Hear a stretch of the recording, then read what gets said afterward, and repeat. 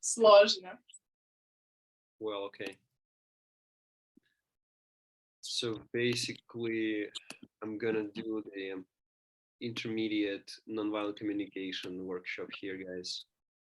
Most of you are not attending, so you can, I don't know, according to your level of interest, see it afterwards, or just do your own thing and not see it.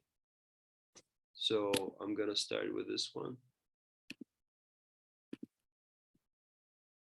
So during the first workshop, we basically focused on the I say technique, which consists of giving information to your partner, to whoever you're talking to at the time of, you can say, crisis or conflict.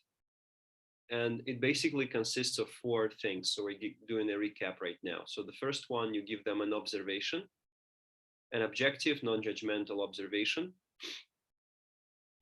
The second one is you state the feelings that you feel in the connection to the third aspect, which is the need that you have, not the want, the need.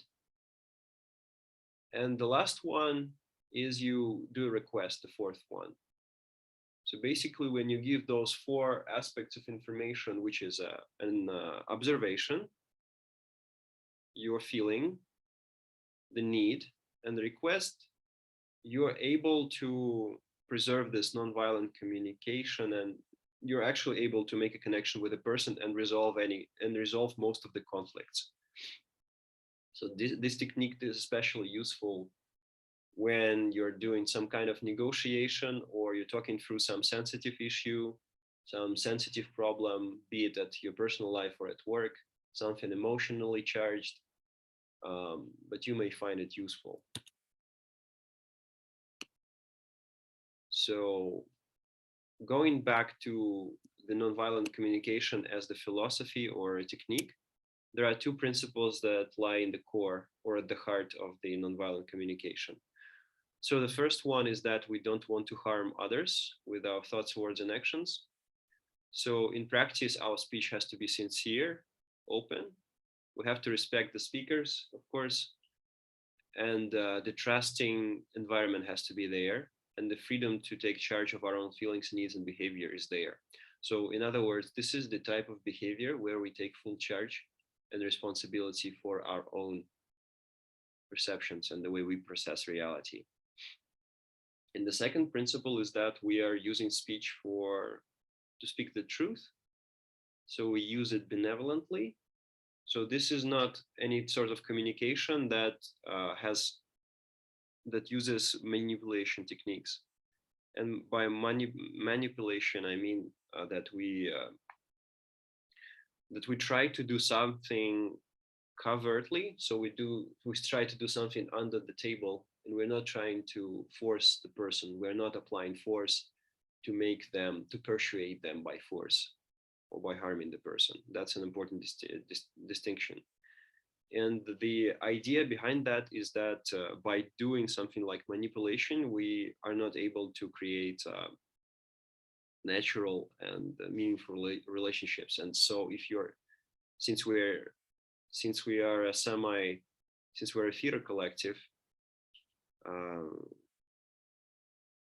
it's important that we learn to create meaningful relationships within the collective, and so with the audience as well. This is the first step, to start with ourselves.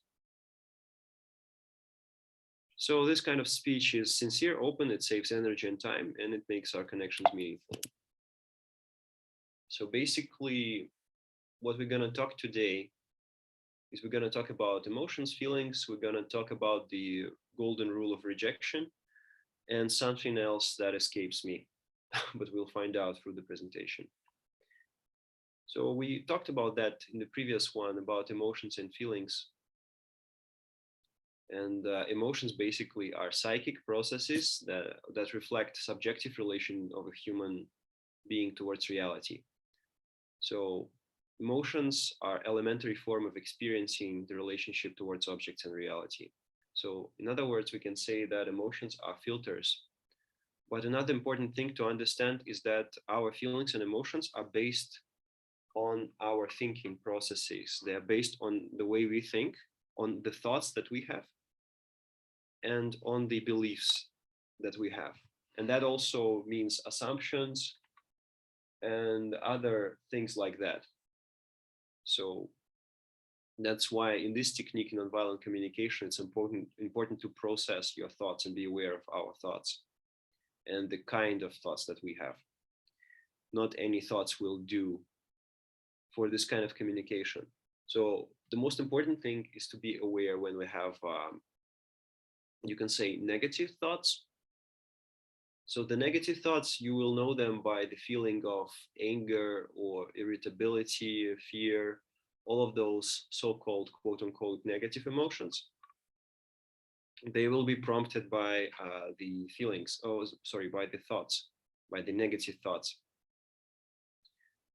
by the thoughts that are aimed to harm either yourself or others. So, yeah. So feelings, again, another word, in another term, they are chronic psychic experiences of a human that arise when the person satisfies or does not satisfy their social needs, love, recognition, and etc. And feelings are based on thoughts and the thought patterns that we have. Now, this one is an important thing here. I'm not sure if I talked about this one before, but I mentioned it quite often.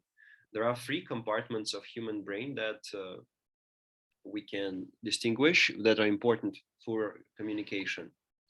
So the first one and the most primordial or ancient form of brain is a reptile brain. And it basically regulates psychological processes in the body, like breath, heartbeat, digestion, procreation, etc. Those are like basic instincts. This brain is active, and we usually use it when for basic needs. And also, this is the brain that is working when we are in the fight or flight mode.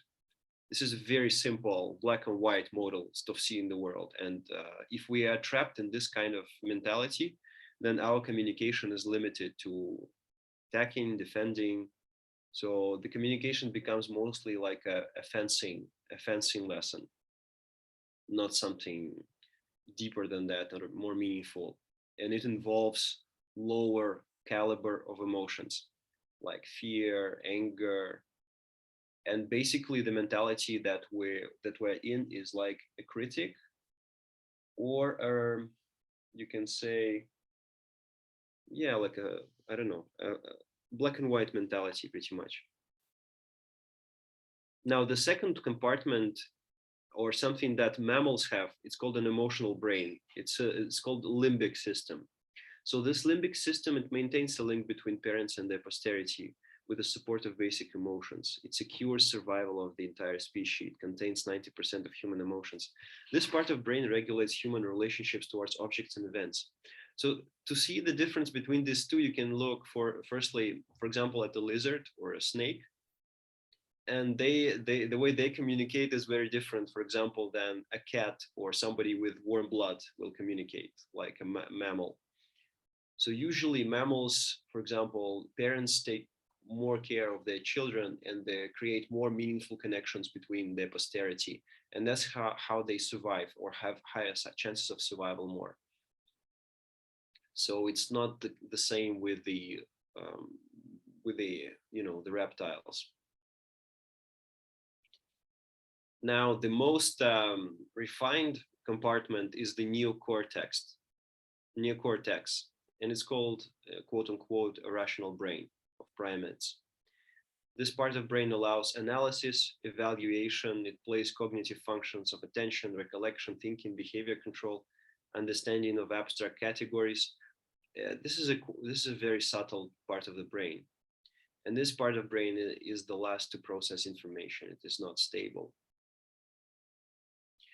When in danger, reptile brain and limbic system take charge of making decisions. Analysis and thinking do not work when in danger. So in other words, you can see that for whoever's going to watch it, or you, Lila, you may remember.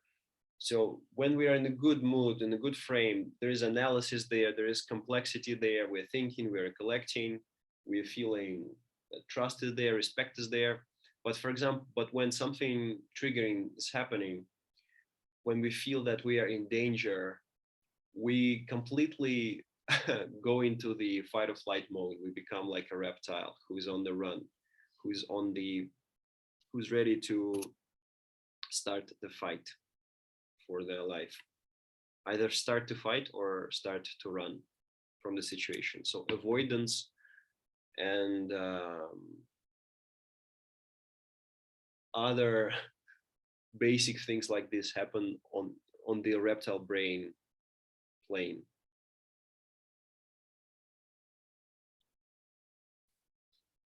So another thing, basically, the importance of knowing the name, knowing the importance of knowing the name of emotion, the importance of labeling emotions is quite big. It helps by labeling an emotion, it helps us to process it, to become conscious of an emotion, and many times it helps to diffuse the situation. So the more emotions we know, and the better we have the skill of labeling an emotion and telling the emotion in ourselves and others, the more we can self-regulate. And I can't stress the importance of that enough for actors, because when we have to, I mean, for many reasons, we have to be aware of what's going on in ourselves, and we have to differentiate between what happens in us as people and what happens with the character. So that's another subject for another workshop, actually, separating between ourselves and the character and their feelings. Something that I learned from the workshop while working in the theater, in the last production, they said about the emotional bleed off. So the emotional bleed off is when you do a character and then and when you're done acting, when you're done playing that character and you transition into yourself, you feel all of those feelings that your character felt, and you may basically experience, well, mental disturbance, because you're still processing the feelings of the character and not your own. And sometimes it's difficult to differentiate where you end and where the character ends. So that's the danger here. So that's why learning on the basic level to tell your emotions is actually very important. Now, this slide is basically how to deal with our emotions, what to do with them after we are aware of them. So on the physical level, physiology, we can change our habits or hormonal systems by physical exercise, by any martial arts, by yoga, asanas, by regulating our sleep, eating, relaxation. All of those aspects are very important to regulate our emotions, because emotions are, of course, are regulated by our thought patterns, by the way we think, by our perception, and of course, anything that can change our mindset is going to be very helpful. So the second one is exactly that, mindset work. So mindset work is more on the mental level. How can we basically change our emotions is by getting rid of what we don't want to focus on, or changing our perception, our mental perception about something. So of course, that happens by becoming more aware of what our thinking is in the moment. And we have to be very, very, very honest about what we are thinking and the beliefs or assumptions that we have, because they will inform our feelings. And the way to the good, and after we actually aware of them, we can reprogram or diffuse them by figuring out our actual values, goals, ideals, priorities, and etc. Another question here is how to learn if the speaker understands me correctly. That's a good question. There is this technique I just read about from, I'll show you the book. This is a book that my friend gave me, Never Split the Difference, and that's about it's basically about the experience of this guy, Chris Voss, who used to be an FBI agent, a worker. So he says the first technique is called mirroring. So many acting exercises are based on this one as well, mirroring. So basically you just listen attentively, actively to the person, and then you can just repeat the most important words or phrases to them. Or you can ask the person to repeat what you said politely to check if they got what you were saying. And yeah, if you did not communicate what you wanted, you can use this phrase. I'm grateful for what you shared with me. I see that I did not make myself clear enough. Please allow me to do it in one more time. So many ways to do it, but these are just some of them. Now, this one is a very important one. How not to get entangled or how not to be affected by another person's emotions. Well, this is an art form on its own. So first thing, it's important to understand that emotions are complex, they are multi-layered. So that means your emotions are quite complex and intricate the way they're put together, and the same thing goes about the other person. So it's interesting here, it talks about indifference. Indifference results when people don't notice us. So we become indifferent when, well, we're feeling that people are not recognizing us, they're not looking at us, they're not um, giving us a reaction. So of course it's natural then to start feeling indifferent. But usually indifference is hiding something else behind it. There is a reason for everything. Usually indifference is hiding aggression, and aggression is hiding grievance. And grievance results from the fear of losing contact and love. So in other words, we all have our needs, and the difference between the need and want is that need is something that is super important for our survival, but want is not really, does not really have to do, may or may not have to do with the survival itself. So if we look deeper into the needs of human being, then primary need is love. So all you need is love is true. But of course, the needs can be physiological, the needs can be psychological, and even intuitive needs are there too. So, but the thing is, when the needs are triggered and cannot be fulfilled, multi-layered emotions sprout. So people show the facade or mask, but they do not speak about what really matters to them. Because, well, either it is painful, and the person they may not even understand what's going on with them, but they just feel the pain. So indifference is one of the indifference avoidance. There are many techniques to to deal with the unmet or unfulfilled needs. But to put it simply, the need for love is central. But the multi-layered mechanics of emotions prevent them from seeing it. So people start to, sometimes they hide that need even from themselves. They don't want to acknowledge it. Yes. So, and people get entangled with other person's emotions. They play indifferent and they battle with aggression and feeling hurt, grievance. So,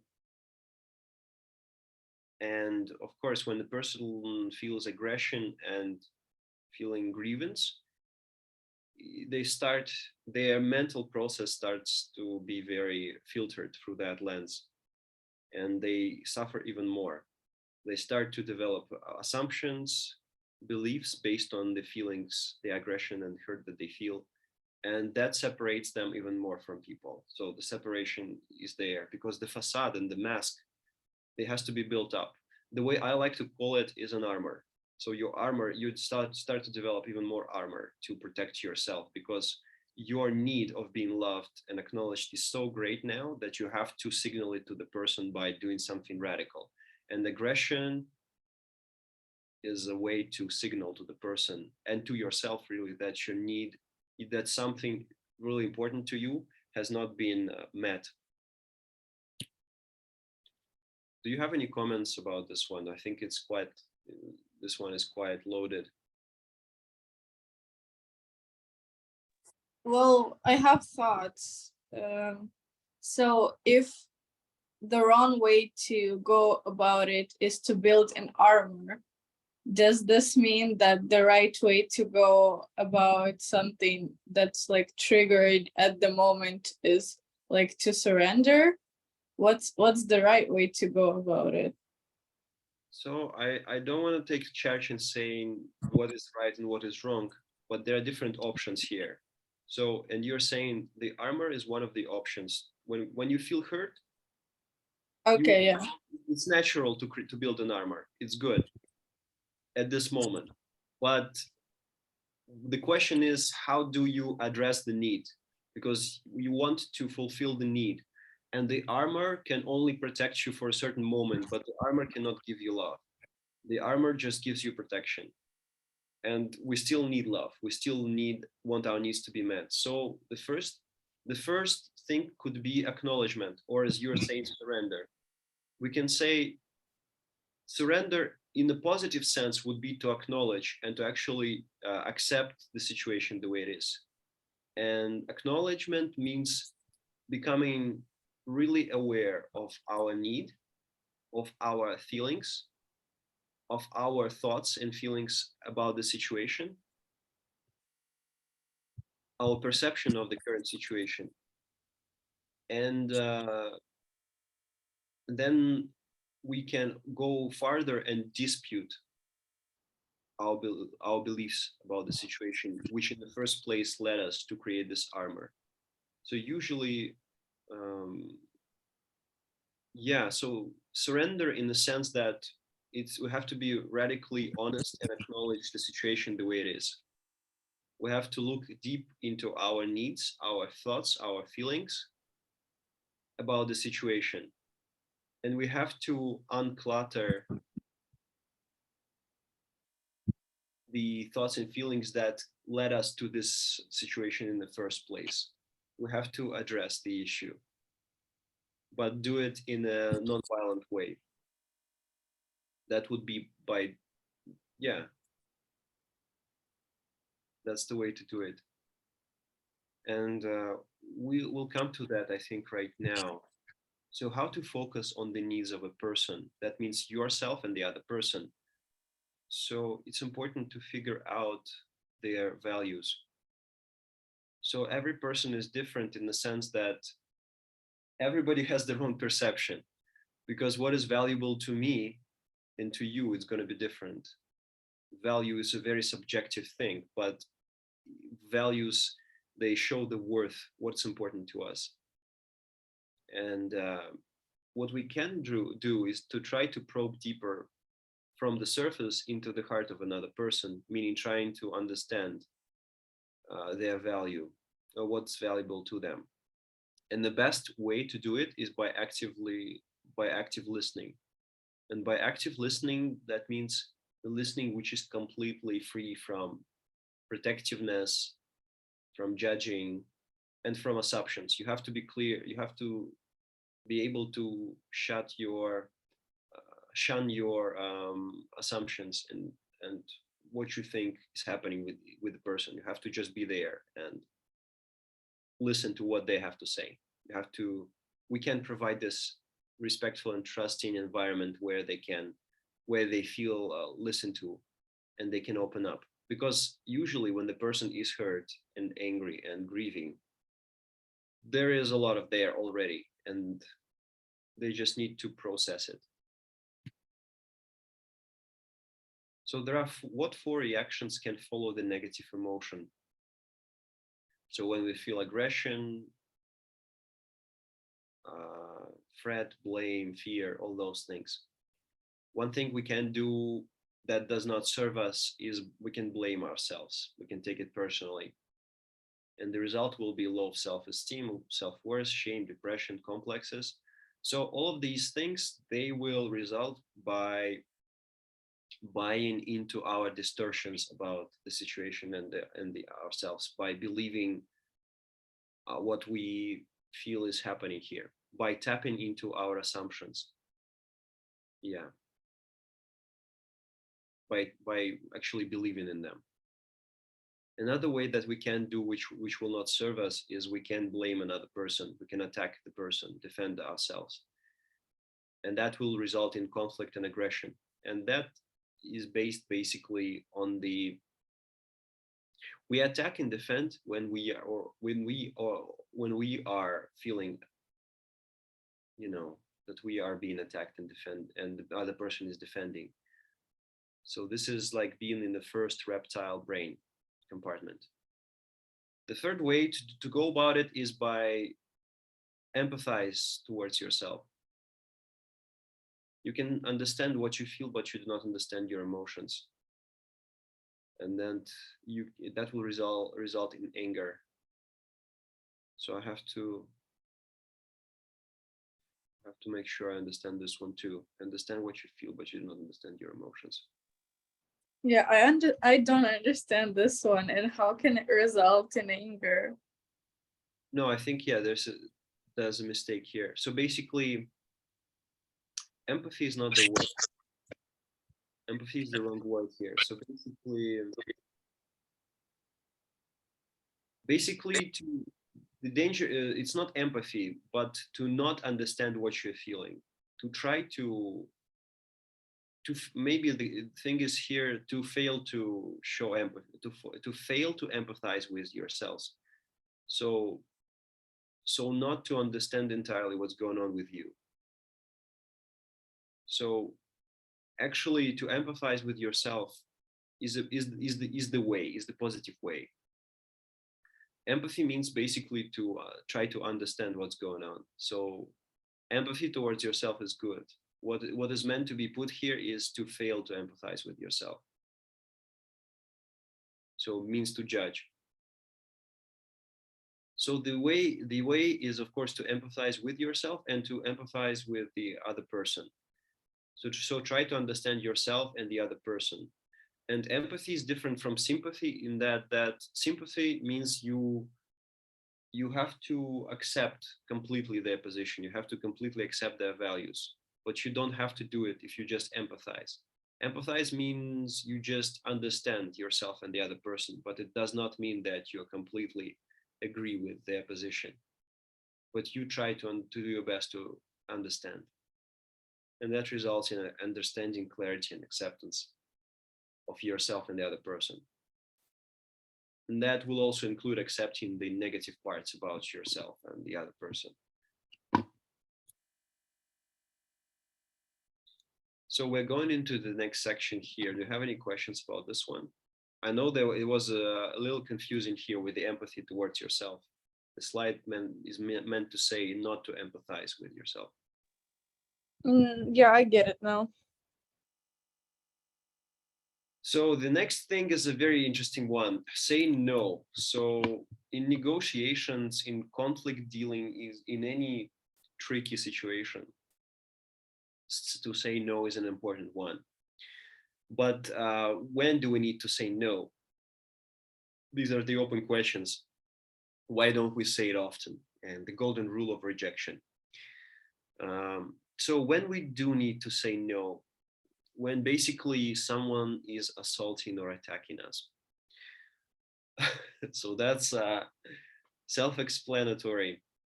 When somebody is actually harming us by thoughts, by their words, by their attitude, by their behavior, saying no means to put yourself out of that situation or protect yourself. So saying no is the way to do it. So we are saying no to that behavior of that person. And saying no is also important when we want to make a strong comment about a person. when we cannot keep the promise to the person. So it means when we feel something is not right, when something is not attuned to our well-being, saying no is important. And it's important to understand that we say no to the behavior and not the person, which leads us to the golden rule of rejection pretty soon. But before that, why don't we want to say no? So we don't say no, even though we think and we feel we should do it, because we are usually afraid to ruin our relationships. We are afraid to lose our relationships. We are afraid to lose respect and our values. We're afraid of alienation and rejection. We are afraid of anger and hatred, and we feel guilty before the person. But actually, saying no is such an important skill because it actually helps us to first protect ourselves, our needs, and our identity, our true identity. But of course, it takes courage and strength to do that. And not only courage and strength, but awareness of this thing here. So, which brings us to the golden rule of rejection, or basically how to say no. So the technique here through the nonviolent communication is to say yes to the person, but say no to the proposal. In other words, we can always say yes to the person and show empathy and try to understand the person, but at the same time, we don't have to say yes to their conduct, to their behavior, to their, we can call quote unquote proposal. So in other words, we empathize with the person by our, gestures, words, openness, sincerity, and our thoughts can still remain pure and clean and pure, but we can say no to their behavior, to whatever they are proposing us to do. So what is important to remember when we say no? We don't have to accept the other person's value system, mindset. Accept means, we have to acknowledge that it's there and they can have it, but we don't have to accept it for ourselves. That's what it means. And we must consider the interest needs of both parties, of the person as well. We don't have to say sorry because both parties have the right to do so, which is very difficult to do in Canada because everyone says they're sorry. But if it's a polite way to do, if it's a considerate way to acknowledge the person's needs, then no harm done. Your acceptance to help the other person must not trample over your own needs. So that's a key one here. You don't have to sacrifice your own well-being, your needs to accept what the other person is proposing. So when your need is to help others, that's another matter. When your need is to help the person, that's a different thing. That's your own need. When you feel that you want to do something for the other person, and it may trample a little bit over your own needs, and you're okay with that, that's your choice. Nobody can say that. Nobody can say anything to you. You can just do that. That's more on the service spectrum, I would say. But you don't have to. So how to reject, decline nonviolently a request or a behavior or attitude? So first one, we can transfer responsibility to make a decision on the other person. So how to do? Again, by observation, just list facts. What will and won't happen if you accept. So don't advise, so those things are important here. So we want to completely keep away from the judging mentality, from the defensive mentality. So we must not give advice, but it's so difficult. But we must not give advice. We must not persuade, argue, provide opinions. Just ask them an open-ended question and not provoke, but what's the good verb? Ask them to do the thinking. Make them do the thinking. Inspire. Inspire, yes, inspire them to do that. I was gonna say either provoke or trigger, but I don't like either words. Not in this context. Inspire them to make their own decision. And the best way to do it is by asking them an open-ended question. what would you do if you were in my situation, or something like that. So, for example, I don't know. To give you an example here, it's like we were discussing about this when I I was directing this play, the Alice, right? And we were talking about your role, and you asked me. So you did this. You explained the situation to me factually and asked me, what do you think about me giving you this role? And that was an open-ended question on your end. And so I explained you my position, and you heard what I said, and we resolved it quite smoothly. So we diffused the feeling that was there in the beginning, maybe a confusion. Why did you give me this part? So open-ended question is the way to do it. So the second one is to rely on and find shelter in your own values, priorities, and principles. That's always the key. So make a decision based on your own needs, feelings, experiences, opportunities, and be honest about them. So, but do not make a decision based on your assumptions, opinions, and perceptions. Make sure you base your decision in your needs, feelings, and observations. So be clear and honest about that. And the last one is do part of the request. So propose an alternative or optimal solution to the other speaker. So I can do this part, but you can please take care of the other parts. So in other words, like just be considerate and, you know, do something for the person, even partially. Do you have questions about any of these? It's also quite tricky. I don't know. No, I don't think so. All right. I think the last part of this discussion here is about the section is about empathy. So what is empathy? What is the key component of empathy? So basically empathy in English, I realized it has to do with this word based on my coaching education. It has to do with the idea of understanding. Empathy is about understanding and trying to understand yourself and others. Non-judgmentally, just try to understand why what is there. Why does the person act like this? Why do you act like this? So in other words, empathy is respect of life and the experiences of another person.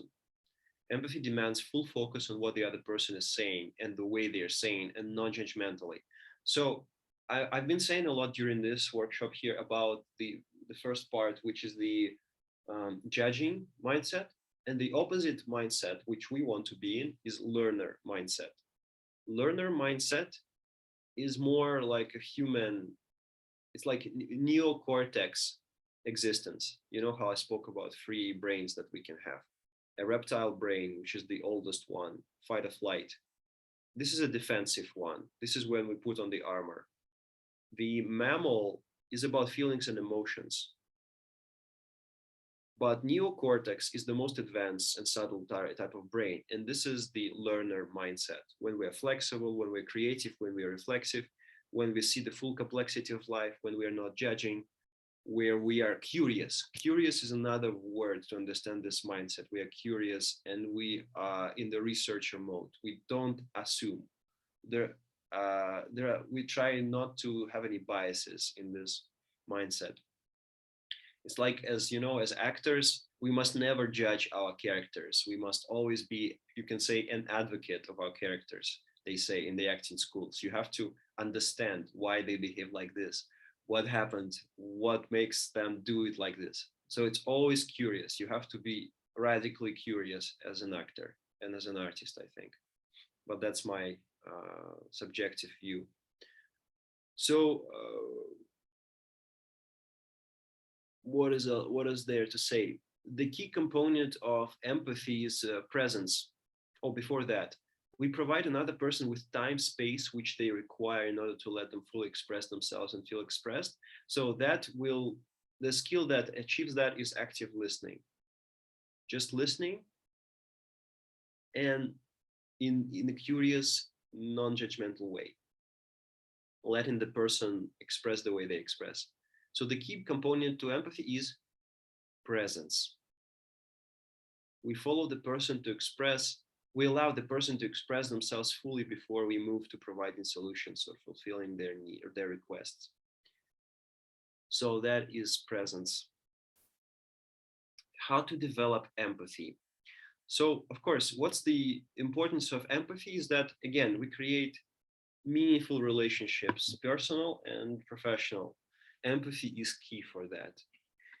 Only in that mindset we are able to go deeper and to enjoy communication. Otherwise, we will always be in fight or flight, protective and defensive mode. And you will find that it's impossible to act and to create in this state. Fear is not conducive to, or feeling afraid is not conducive to, expressing your true colors. I don't know how to phrase it better. How to develop empathy. To broaden our emotional scape, to learn more about the emotions that we have. So start to recognize emotions in yourself and others. Learn to express emotions and recognize them. Learn to regulate and help transform emotional states of people from negative or positive to positive. And the 4 elements of empathy are these. To see the world through the eyes of another person. What would I do if I was him or her? This is key. If you are really curious about acting, you have to appreciate this one. If you read Stanislavski, his basic thing, one of his most important things is based on this. You have to start with the magic if. You have to, when you play in a character, say, what would I do if that happened to me?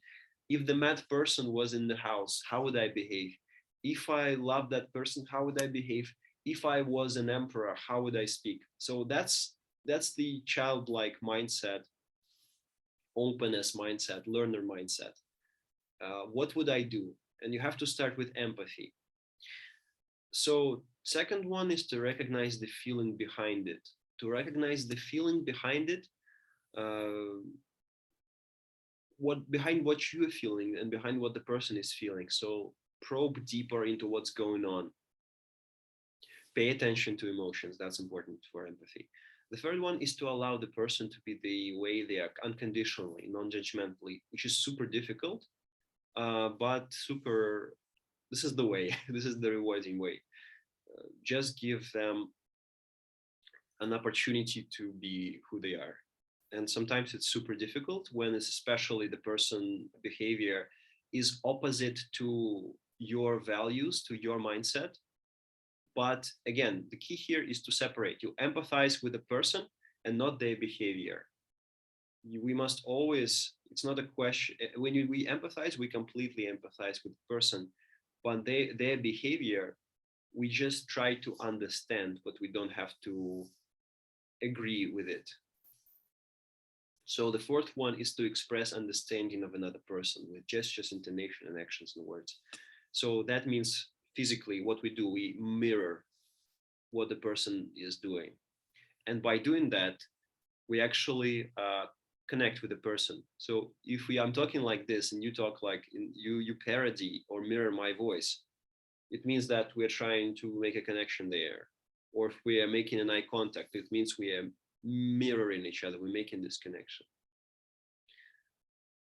So, and you will see people who are connected. That's why they say, I don't know, good friends, they kind of become similar to each other. Or I don't know, people in relationships, they start to act similarly, or at least they start to find this connection. They are finding means to merge. So, and yeah, practice observing and acknowledging needs, emotions, feelings, gestures, and bodies of another person. That's important. That's key in acting as well. So what can help to express empathy? So there are some phrases basically you become super observant and non-judgmental is going to be key. But the other things are, you feel this, you can say you feel this because you need this. Is it so? So this is an assumption, but we want to make this assumption an observation. Of course, we don't know how the person feel, but you can start expressing to them, oh, I see that your face is red, or I see that you are, I don't know, you're showing your teeth to me. I sense, or you can say how you feel. It's, the safest way is to start with I, not you. You can say, I feel that you feel this because you need this. And then, am I right? So be completely honest that this is your assumption, but this is, you're making an observation there for the sake of the understanding the person. This is showing empathy. Or you seem to be angry with me because you need this. Or you can just ask them, what are you feeling? What do you need? This is, I find this is even easier. If you just kind of go to that, you can safely start with observation. You can say, I feel that you are angry. I feel that you are sad. What do you need? What can I help to? What can I help you to? What can I help you with now? Or what do you want me to do? Maybe I should just kind of, would you rather me leave or something like this? So you seem scared. Is it so? So these are the assumptions. So the safest thing is to ask them the question directly. What do you feel? What do you need? This is completely this is an open-ended question, and the person is already feeling, oh, I'm being heard, I'm being listened to. They're inquiring about what's going on in terms of how I feel and what I need. So what obstacles to showing empathy are there? So the first one, the big one, is to give advice. And this is this is super difficult for everyone, but especially, I don't know, it's difficult for everyone. Even the people from the post-Soviet sphere space. But no, it's a generalization. I think everyone struggles with that. To give advice, which is not, which the person has not asked for advice, and you give an advice that may show to the person that you think that you know better, or that you are judging. You instantly switch into the critic mode, or the person, or like, I know better. This is like being a mentor or a teacher. Unless the person asks you to be their teacher or instruct them in some sphere only, be super careful with giving advice. Or if you want to give an advice, say, I'm going to give you an advice. Is that okay? How would you feel if I give you an advice? That's, you see the difference. It's different. Give support words. Also, support words may be shallow if you start right away. If the person is processing, going through something, and you start to give them support words,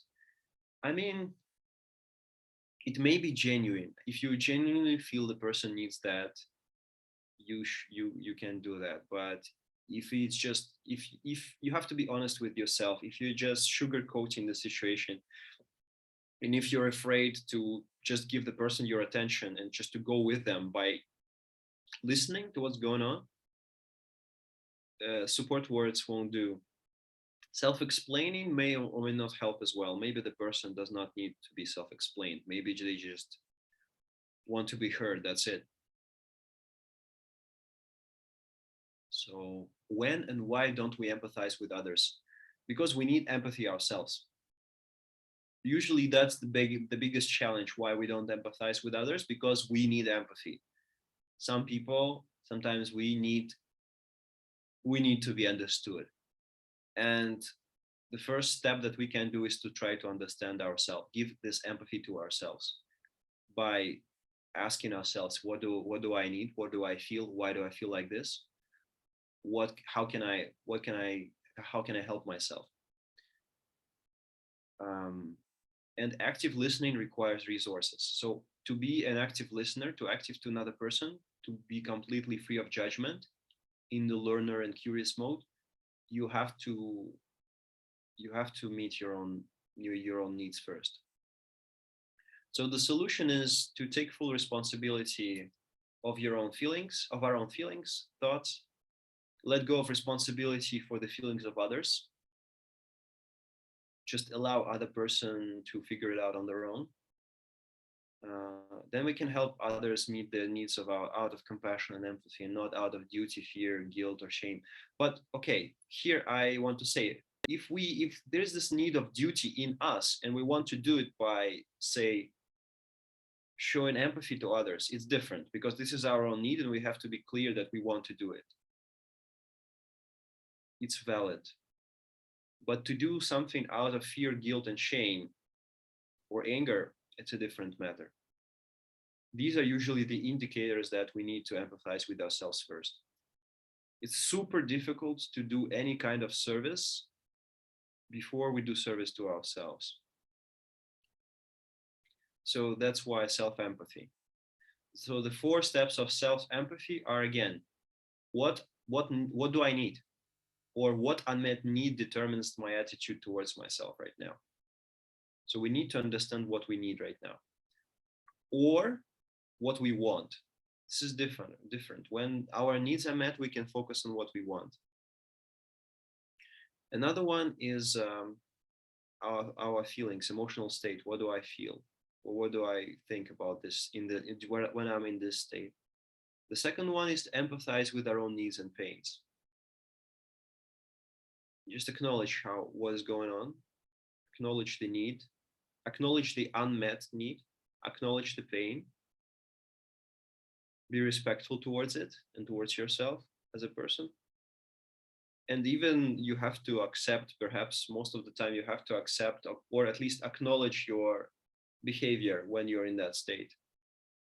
You have to honor, because sometimes we cope in not productive ways, in not good ways, not the most pure ways. And it's important to learn to understand why we do that and to show empathy, to understand why, and to accept, yeah, right now, this is the way for me to cope. The third one is to realize the discrepancy between our actions, for which we blame ourselves, and our deeper values and needs. We have to accept them. So, for example, when we cope with something that we don't want to do, one way is to beat yourself up. Another way is to accept, this is what's going on, this is how I'm coping. And then you can empathize and, find another way to meet these needs. You can ask yourself, what is the other way to cope? What is the other way? How do I want to cope with this? Oh my God, it's quite a lot, but we're almost there. Do you have any questions?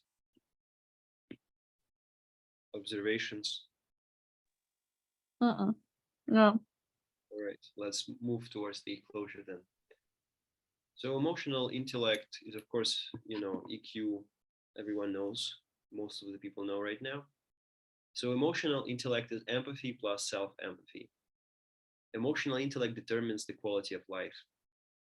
So in developing emotional intellect, give deeper relationships, attentiveness towards others, success and effective interactions with others, improved network connections, objective evaluation of situations, state of being, well-being, lack of irritating surroundings, people say, letting go of other inner complexes or inner beliefs and assumptions that don't serve us. Another attitude is about error and mistakes. For actors, it's very important, and for people, of course, in general. So usually we beat ourselves up as actors. It can be so detrimental because we constantly deal with rejection. Actors must really train to deal with rejection and to learn to how do you say, to not take it personally. This is important. So what is a mistake? Mistake is basically mistake is just experience. It's just experience when we don't get what we want, when we think we make a mistake. It's basically a tool of development, as it says here. An error is a tool of development. It's experience. It's an opportunity to learn, to get feedback, to explore, and to express benevolence. But this is how we perceive an error when we are in the learner mindset. So it's very important to be in this learner mindset versus if we're in the judging mindset, error or mistake are, are causes to beat ourselves up. So it's important to forgive or learn to forgive. And forgiveness is key here. And probably you can share, since you read the book on radical forgiveness, you can share your perspective on what forgiveness is in relation to making mistakes. Is there anything you want to contribute here? In this particular context, I don't think there's anything I can say in reference to that book. Okay. All right. Well, basically, forgiveness means accepting, acknowledging, and letting it be, allowing it to be the way it is. So, how to forgive yourself for making an error? Basically, to recall an event and figure out your need. What did you need? What did you try? What need were you trying to fulfill? Then acknowledge the action that you took in the hope to improve your life, to quench your need, which may not be perfect, and you know it right now, and we know it right now. And the third one is express empathy towards the past version of you. So just understand, yeah, that's the way I behaved. That's why. Just accept that. And the last one is accept empathy to that part, express empathy to that part of yourself which did this action. Try to understand it. Try to understand it. That's what forgiveness is. It's about understanding. So when you recognize your mistakes, you become free from anger towards yourself, become cheerful, light, accepting, creative, joyful. You become a learner again, not a judger. You start to hear yourself better, start to be benevolent, and are able to express empathy towards others. So the last one is about anger. Anger is a difficult emotion to process, but it's important. It's important to express and to master it. So anger is a signal that our needs are not being met. The anger is spent on maintaining of anger instead of fulfilling it. So anger is not, even like in this book, nonviolent communication. Never split the difference on the negotiation art by the FBI guy, by this FBI ex agent. So he says that, of course, lots of hormones, stress hormones and other things. I'm not particularly sure what the names for those are. But when we feel anger, we are the least productive. We are not in our learner mindset when we are angry most of the time. We're completely losing control over our selves, our thoughts, emotions, behavior. We become ineffective completely. So what causes anger? Unmet need and not the other person's behavior. So that's an important thing. We are responsible for our needs to be met, so not the other people. So the solution is to change the I am angry because they do something to I am angry because I need something. Just focus on just connect your anger by honestly connecting to what you want, to what you need. Connect it to your need, to your want, not to what others want or they need. Because that's the way to change the situation. You cannot change other people. If you think that you can, you yet have to find out that this is futile. So the cause of violence is caused by the perception. So the opposite of non-violent communication is the violent communication. And violence is caused by the perception that the other people are the cause of our sufferings and are worthy of punishment. Or you think that you can reform the other person by violence, but by blaming and punishing others is generally not a healthy way to manage anger.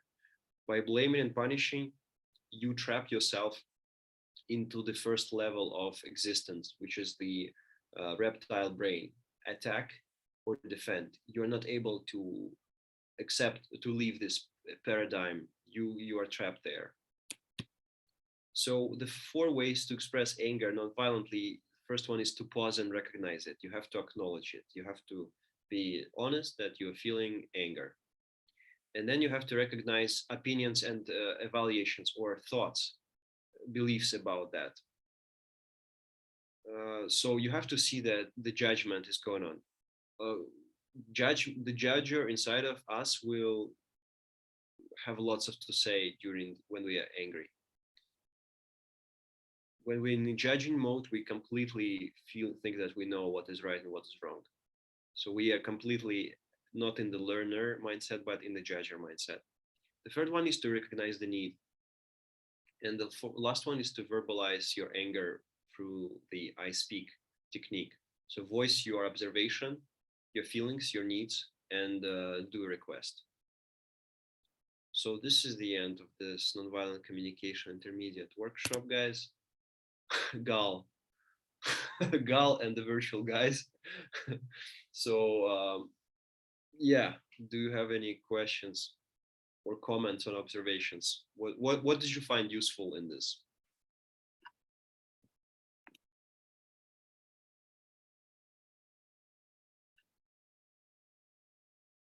You're on mute.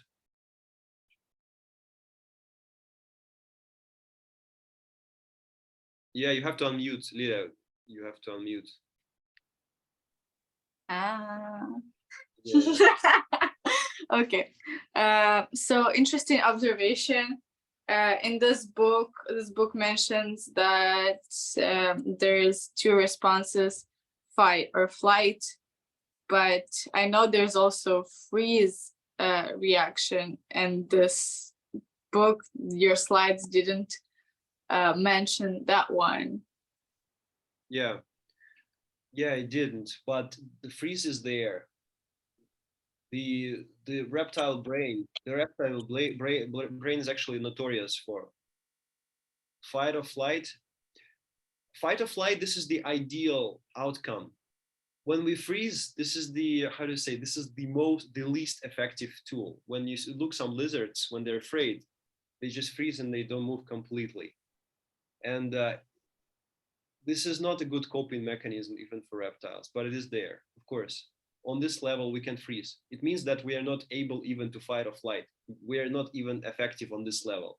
This is the worst coping there is, just to freeze and pretend that, you know, some animals, they freeze and they pretend there's nobody around them. It means that the predator cannot see them. They think that even if they freeze and close their eyes, they cannot be found. So well, they also think if they freeze, the predator will think they're dead, and that could be a useful mechanism. Well, yeah, sometimes it does. Yeah, sometimes it is true. It is true. And fight or flight is also not useful mechanism. None of the three are like to nonviolent communication, but all of them are there. All of them are like, all three of them are actual natural responses. Well, yeah, they are the least productive ones, but this is something that we have been relying as species for centuries, right? As animals, we've been doing this stuff. The species, that's what they do. And if the situation is too difficult for us, that's what I'm saying. The danger is that we resort from the human mentality back to the reptile mentality. So we have to know that we can act like this, no matter how. If we still practice nonviolent communication, it means we still sometimes deal with very difficult situations emotionally, and sometimes we may freeze, we may fight or flight, we may develop an armor, but the key here is to be totally radically honest and accept what's going on, acknowledge and try to show empathy to ourselves. Okay, what's going on? Why am I feeling this? What need is not met? What feeling am I experiencing?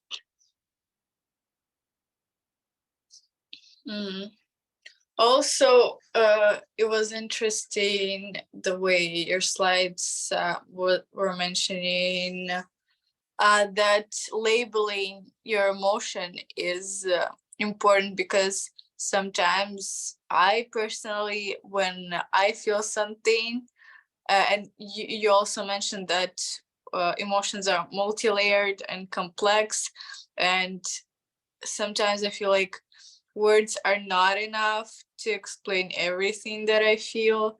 But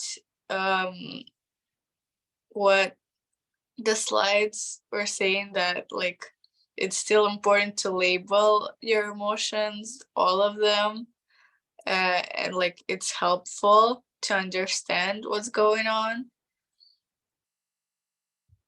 Yeah. That And you can like you can still try, I guess, to label what you're feeling, even though it's complex. I guess it's the most important, I think, message here is to try to understand. And sometimes it's very difficult to understand, as you're saying, because they are multi-layered. Because they sometimes some difficult, some different needs are not met, or not needs, some wants are not met, or some values of ours are, endangered. So yeah, we are complex beings, and just kind of empathy is the solution always. Empathy and understanding is the key here. And yeah, empathy will result in mindfulness about our needs, feelings, and all that. Yeah. Okay, so I'll just pause the recording here, guys. You can, what do you think? We'll talk behind the coulisses.